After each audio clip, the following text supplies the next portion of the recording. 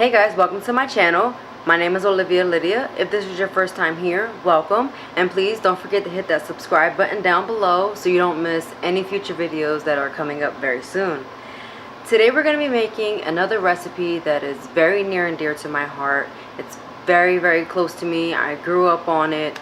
I'm just going to tell you what it is. Or you probably already know because it's written down below. But it's sofrito. Sofrito is a blend of peppers, onions, garlic, and cilantro.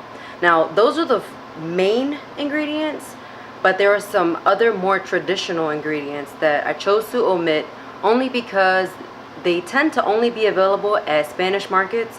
And I know that a lot of people don't live near Spanish markets, so it could be a little bit of an issue. If I would have included them, you would have said, well, Liv, now I can't make the sofrito. So I chose to omit them. But I do have details about what's missing. If you do have that near you, it's all included on my blog. And if you have them, please use them, and that's great. Either way, the flavor is still going to be there. So you probably looked at the picture and thought, what's that color? That's not sofrito. Sofrito is supposed to be like this bright green. Yes and no, and here's why. Many Puerto Rican families tend to make sofrito just a little bit different. Some people have like secret ingredients. Some people, add this, add that, don't use this, don't use that. And that's okay. If you were to use, for example, all green peppers in this recipe, all green bell peppers, you're gonna get that bright green that you're probably looking for or are probably familiar with. If you use a red pepper, for example, the same way that I did, you're going to get that like reddish brownish tint to it. Now, the flavor, again, is still going to be there. It's going to be completely delicious, and it's up to you what color pepper you have available or what you can find or just which flavor you prefer in general. You're still going to get a really great outcome no matter which one you use. So I just wanted to point that out. No matter what color your sofrito comes out, the flavor is going to be A1. So if you've never used sofrito before, we mostly, or Puerto Ricans usually use it in their meats. They use it especially in the rice and beans, the arroz con gandules. If you're familiar with that, that's what gives you that blend.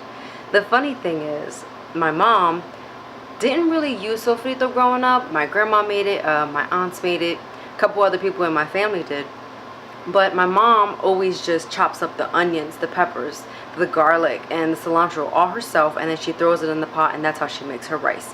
And anyway, that was just a little side note, a little tip there. You don't technically have to use this, but to me, bringing those flavors all together in one blend and one place, it's there, it's available, and I just have to pour it right on out, and it just cuts out those extra steps when it comes to cooking. So I'm not going to say this is like a healthier version. I'm just going to say this is a lighter option. Some recipes out there call for olive oil in the sofrito while you're blending it. I choose to use water because I feel like it's a lighter way to do it. And when I cook with sofrito, I just add a little bit of olive oil at the bottom. I put the sofrito right on top and I get cooking, and there we go.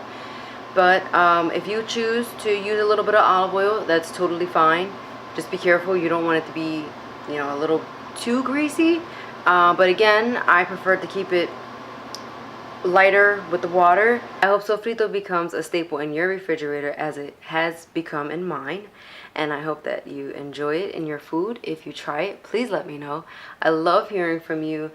So without further ado, here's how you make sofrito.